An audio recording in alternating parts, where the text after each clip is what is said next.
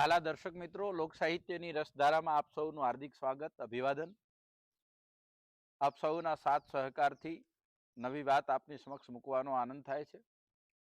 એક કવિની દ્રષ્ટિ ક્યાં પહોંચે છે? સરોવરના કિનારે ઉદાસ બેઠેલા હંસને જોઈ અને કવિ કહે છે પ્રશ્ન કરતા કે ક્યું હંસ તું ઉદાસ ભયા, ક્યું બેઠા ચાંત ઝુકાય, કાં તારી જોડી વિસર્યો ઓર કાં ગયો સરોવર સુકાય. અને આના પ્રત્યુત્તરની અંદર જવાબ આપતો હંસ કહે છે કે ન મારી જોડી વિસર્યો, ન ગયો સરોવર સુકાય, નુગરા પશુ કેરો સંગ કર્યો ને બેઠો પાંખ કપાય.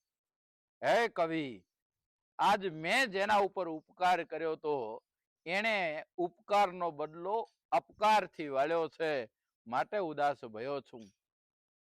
મને એમ થયું કે સરોવરના પાણીની અંદર ઉંદર છે એ તરફડિયા મારે છે, લાવને એને પાંખ ઉપર લઈ લઉં. અને પાંખ ઉપર હું એને લેવા માટે ગયો તો એ પશુને, નુગરું પશુ એટલે ઉંદર, એને મેં પાંખ ઉપર લઈ લીધો, પણ એને એના સ્વભાવ પ્રમાણે તાડ ઉડી ગણ વિસર્યો અને બેઠો હંસ પાંખ કટાય. નદીનો તણાયો આયો ઉંદર, હંસલે એને પાંખ ઉપર લીધો, તાડ ઉડી નુગરો ગણ વિસર્યો અને હંસને પાંખ વિનાનો કીધો, માટે હું ઉદાસ બેઠો છું. મેં નુગરાનો સંગ કર્યો છે.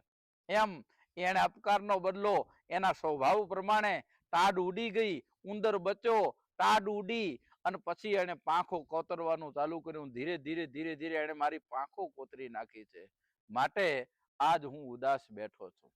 સમાજમાં આપણી આજુબાજુ આવા અનેક વ્યક્તિઓ વસવાટ કરતા હોય છે.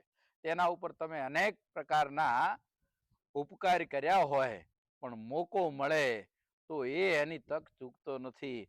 માટે આવાઓથી તમારે ચેતવું જોઈએ.